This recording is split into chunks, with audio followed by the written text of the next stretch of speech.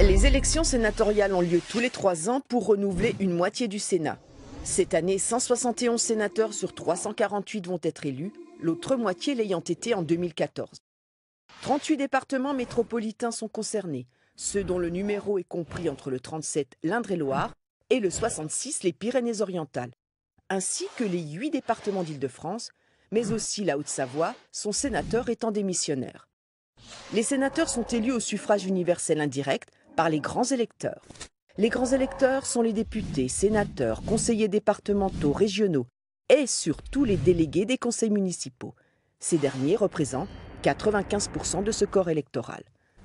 Pour cette élection, 76 359 grands électeurs sont appelés aux urnes le 24 septembre et leur vote est obligatoire.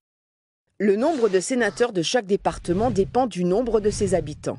Par exemple, en Lozère, on va élire 1 sénateur et 11 dans le département du Nord. Et le mode de scrutin varie en fonction du nombre de sénateurs à élire. Si un département est représenté par 1 ou 2 sénateurs, ils sont élus au scrutin majoritaire à 2 tours. Mais à partir de 3 sénateurs, c'est la représentation proportionnelle qui est la règle. Les sénateurs sont élus pour 6 ans.